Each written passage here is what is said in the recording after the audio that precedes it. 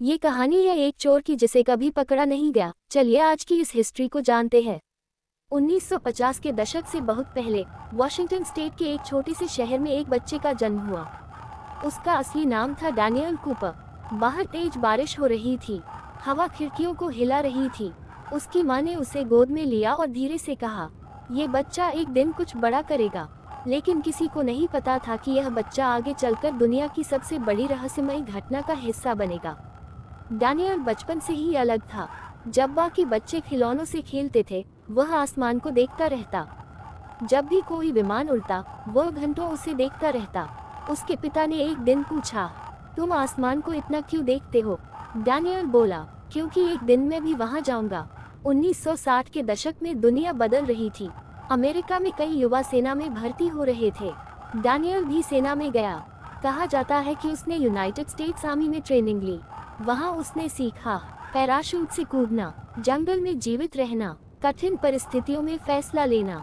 यही कौशल बाद में उसकी सबसे बड़ी योजना का हिस्सा बने। सालों बाद डैनियल अचानक गायब हो गया। कुछ लोग कहते थे कि वह पायलट बन गया, कुछ कहते थे कि वह एक इंजीनियर था, लेकिन सच्चाई किसी को नहीं पता थी।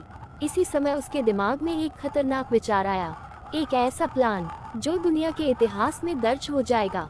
24 नवंबर 1971, धुंध भरी दोपहर, एक आदमी पोर्टलैंड इंटरनेशनल एयरपोर्ट पहुंचा।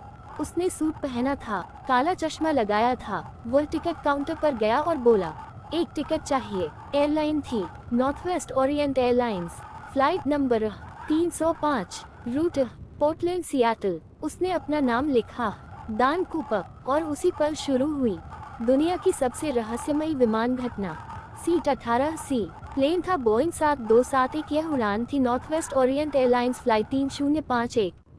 डैन कूपर धीरे धीरे विमान में चढ़ा और जाकर सीट 18C पर बैठ गया।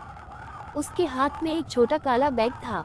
वह शांत दिख रहा था, लेकिन उसके दिमाग में एक बड़ा प्लान चल रहा था। शांत यात्री। फ्लाइट ने उड़ान भरी। रूट था पोर्टलैंड सियाटल। कूपर ने एक ड्रिंक मंगाई, बर्बन और सोडा।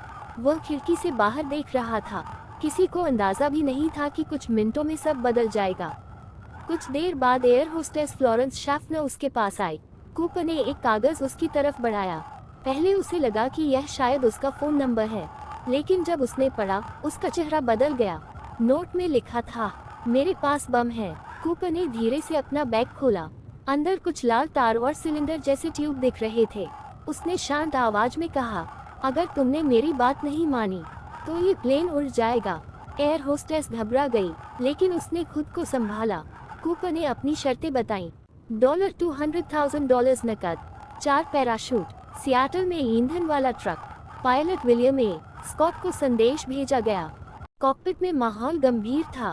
पायलट ने तुरंत सूचना दी फेडरल ब्यूरो ऑफ इन्वेस्टिगेशन और एयरपोर्ट अधिकारियों को। अब पूरा अमेरिका इस घटना को देख रहा था। जब प्लेन सियाटल की तरफ उड़ रहा था, जमीन पर अफरा तफरी मच गई। पुलिस ने जल्दी जल्दी पैसे इकट्ठा किए। हर नोट का सीरियल नंबर रिकॉर्ड किया गया।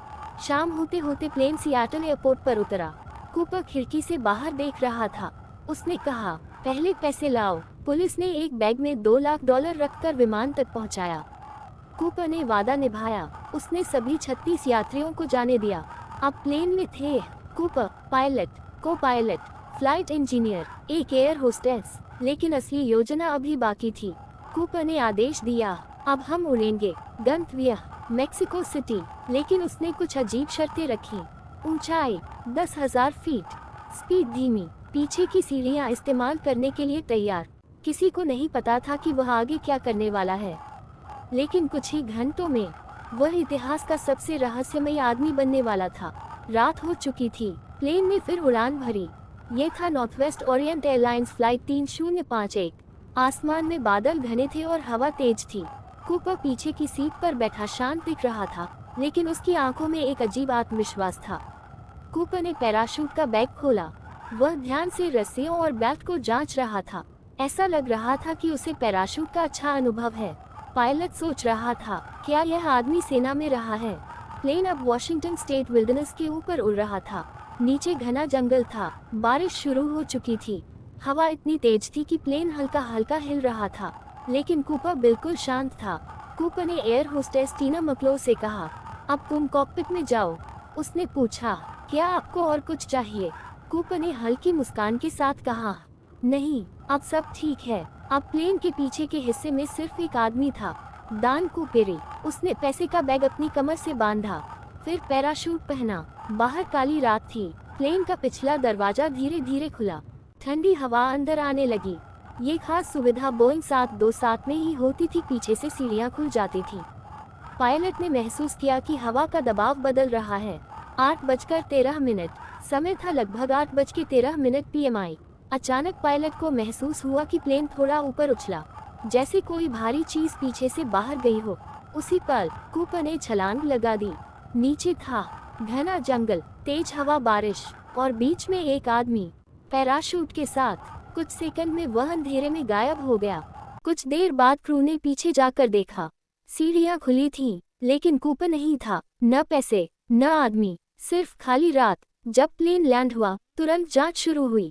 जांच एजेंसी थी फेडरल ब्यूरो ऑफ इन्वेस्टिगेशन। सैकड़ों पुलिस और सैनिक जंगल में खोज करने लगे, लेकिन उन्हें मिला कुछ भी नहीं। न पैराशूट, न पैसे, न कूपर। और इसी तरह जन्म हुआ दुनिया के सबसे बड़े रहस्य का।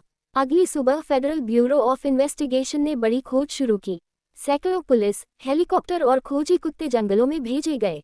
जगह थी वॉशिंगटन स्टेट विल्डरनेस, लेकिन घना जंगल और बारिश ने खोज को बहुत मुश्किल बना दिया। खोज टीमों ने कई दिनों तक तलाश की, लेकिन उन्हें नहीं मिला पैराशूट, पैसे का बैग, कूपर का कोई निशान। ऐसा लग रहा था जैसे वह आदमी हवा में गायब हो गया हो। जांचकर्ताओं ने सोचना शुरू किया, यह आदमी कोई साधारण अपराधी नहीं है। उसे पता था विमान कैसे उड़ता है, पैराशूट कैसे इस्तेमाल करना है, जंगल में कैसे उतरना है। कुछ लोगों को लगा कि वह शायद सेना में रहा होगा। FBI ने सैकड़ों लोगों से पूछताछ की। कुछ मशहूर संदिग्धों में शामिल थे Richard McCoy junior, Kenneth Christiansen, Robert Rackstraw, लेकिन किसी के खिलाफ पक्के सबूत नहीं मिले। समय बीतता गया, महीने सालों में बदल गए, लेकिन कूपर का कोई पता नहीं चला। लोगों के मन में सवाल था, क्या वह बच गया? 9 साल बाद, साल था 1980। एक छोटा लड़का नदी किनारे खेल रहा था। उसका नाम था ब्रायन इंग्रामी। नदी थी कोलंबिया रिवर, रेत में छुपा पैसा। ब्रायन को रेत के अंदर कुछ नोट मिले। जब पुलिस आई तो पता चला वह थे $5,800। और सबसे चौंकाने वाली बात, उन नोटों के सीरियल नंबर वही थे जो कूपर को दिए गए थे। अब नया सवाल उठा, अगर पैसे यहाँ मिले तो कूपर कहाँ गया? क्या वह नदी में गिर गया, या उसने पैसे का कुछ हिस्सा फेंक दिया? FBI ने फिर से जांच शुरू की, लेकिन फिर भी कोई ठोस सबूत नहीं मिला। कूपर की पहचान आज भी रहस्य बनी रही। समय बीतता गया, कूपर का नाम इतिहास में दर्ज हो गया।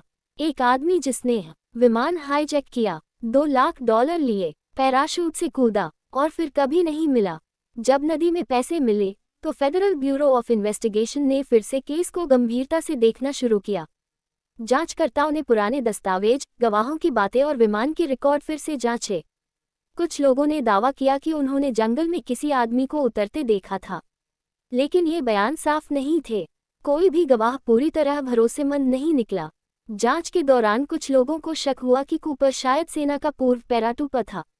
उसके कूदने का तरीका बहुत पेशेवर माना गया।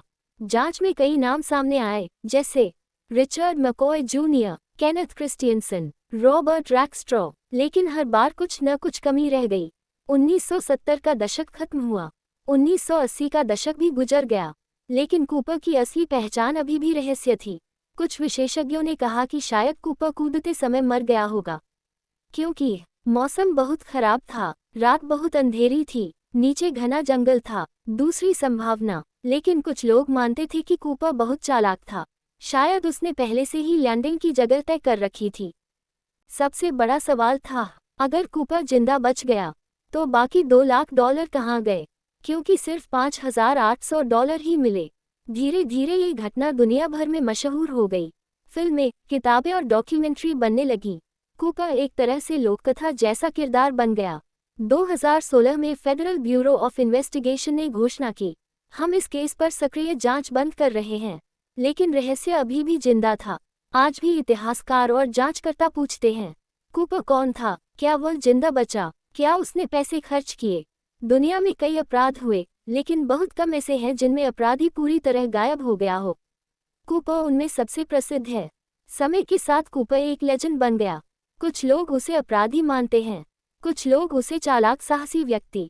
24 नवंबर 1971 की रात एक आदमी विमान से कूदा और फिर कभी नहीं मिला। उसका नाम इतिहास में दर्ज हो गया, डी.बी. कूपर। आज भी लोग उस रात को याद करते हैं।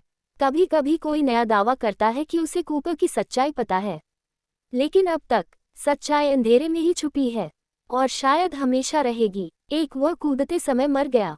सबसे आम थ्योरी यह है कि कूपर कूदने के बाद जिंदा नहीं बचा। कारण, उस रात तेज बारिश थी, ठंडी हवा और अंधेरा था। नीचे घना जंगल था, वॉशिंगटन स्टेट विल्डरनेस। कई विशेषज्ञ कहते हैं कि उस हालत में सुरक्षित उतरना बहुत मुश्किल था। 2, वह सेना का पैराट्रूपर था। कुछ जांचकर्ताओं को लगता है कि कूपर सेना में रहा होगा, पैराशूट ट्रेनिंग ली होगी। संभावित कनेक्शन बताया गया, यूनाइटेड स्टेट्स आर्मी। उसे विमान के बारे में बहुत जानकारी थी, उसने सही ऊंचाई और स्पीड चुनी। 3, वह असल में रिचर्ड मैकॉय जूनियर था। 1972 में एक आदमी ने बिल्कुल वैसा ही विमान हाईजैक किया। उसका नाम था रिचर्ड मैकॉय जूनियर। समानताएं, पैराशूट से कूदना, पैसे लेना, वही तरीका, लेकिन बाद में कई सबूतों ने दिखाया कि वह शायद कूपर नहीं था। 4, वह एयरलाइन कर्मचारी था। कुछ लोग कहते हैं कि कूपर शायद एयरलाइन में काम करता था। क्यों? क्योंकि उसे पता था बोइंग 727 की पीछे वाली सीढ़ियां कैसे काम करती हैं, विमान की स्पीड और ऊंचाई क्या रखनी चाहिए। ये जानकारी आम लोगों को नहीं होती। 5, वह बच गया और सामान्य जिंदगी जीता। सबसे रोमांचक थ्योरी यह है कि कूपर जिंदा बच गया। संभावना, उसने सुरक्षित जगह चुनी थी, पैसे छुपा दिए, फिर सामान्य जिंदगी जीने लगा और शायद वह अपनी असली पहचान के साथ कहीं शांति से जीता रहा। यही कारण है कि डी.बी. कूपर आज भी इतिहास का सबसे बड़ा अनसुलझा रहस्य माना जाता है। अब बात करते हैं उस नई थ्योरी की जो 2000 के बाद और खासकर 2020 के आसपास फिर चर्चा में आई। कई जांचकर्ताओं ने दावा किया कि डी.बी. कूपर शायद एक खास व्यक्ति था। थ्योरी, कूपर शायद रॉबर्ट रैक्सट्रॉ था। कुछ खोजी पत्रकारों और डॉक्यूमेंट्री बनाने वालों ने कहा कि कूपर असल में रॉबर्ट रैक्सट्रॉ हो सकता है। उसके बारे में खास बातें, वह वियतनाम युद्ध के दौरान सेना में रहा था, उसे पैराशूट और विमान की जानकारी थी, वह बहुत बुद्धिमान और तकनीकी कौशल वाला व्यक्ति माना जाता था। क्यों उस पर शक हुआ? जांचकर्ताओं ने कुछ कारण बताए। वह पायलट और पैराट्रूपर रह चुका था। 2, उसे विस्फोटक और इलेक्ट्रॉनिक्स की जानकारी थी। 3, उसका चेहरा कुछ हद तक कूपर की स्केच से मिलता था। 4, कुछ लोगों का दावा था कि उसने अपने दोस्तों के सामने कूपर होने के संकेत दिए थे। लेकिन समस्या क्या है? फेडरल ब्यूरो ऑफ इन्वेस्टिगेशन ने कहा, उसके खिलाफ पक्का सबूत नहीं है। डीएनए या पैसे से कोई सीधा संबंध नहीं मिला, इसलिए उसे आधिकारिक तौर पर कूपर नहीं माना गया। एक और दिलचस्प बात, कई जांचकर्ताओं का मानना है कूपर बहुत स्मार्ट और तैयार था। उसने पहले से लैंडिंग जगह चुन रखी थी, इसलिए संभव है कि वह बच गया हो। 3 ऐसे सुराग जो बताते हैं कि कूपर शायद जिंदा बच गया था। इनमें से एक सुराग तो वैज्ञानिकों को भी हैरान कर देता है। एक, टाई पर मिले माइक्रो पार्टिकल। जब कूपर प्लेन में था तो उसने एक काली टाई पहनी थी। कूदने से पहले उसने वह टाई सीट पर छोड़ दी। बाद में फेडरल ब्यूरो ऑफ इन्वेस्टिगेशन ने उसकी जांच की। जांच में पाया गया टाई पर टाइटेनियम और दूसरे धातु के माइक्रो कण थे। इससे कुछ विशेषज्ञों ने कहा कूपर शायद एरोस्पेस या इंजीनियरिंग इंडस्ट्री में काम करता था। इसका मतलब हो सकता है कि उसे विमान और तकनीक की अच्छी जानकारी थी। 2, सही विमान का चुनाव। कूपर ने जिस विमान को चुना वह था बोइंग 727। इस विमान की खास बात थी इसके पीछे सीढ़ियां रेयर स्टेयर्स खुल सकती थी। कूपर ने ठीक उसी सुविधा का फायदा उठाया। इससे जांचकर्ताओं को लगा कि उसे विमान के डिजाइन की जानकारी थी, उसने ये प्लान पहले से सोचा हुआ था। 3, पैसे का रहस्यमय मिलना। 1980 में एक लड़के ब्रायन इंग्रम को नदी किनारे पैसे मिले। जगह थी कोलंबिया रिवर। मिले हुए नोटों के नंबर वही थे जो कूपर को दिए गए थे। लेकिन सवाल यह है, अगर वह कूदते समय मर गया तो पैसे नदी तक कैसे पहुंचे? यही चीज कई लोगों को सोचने पर मजबूर करती है कि शायद कूपर जिंदा बच गया था।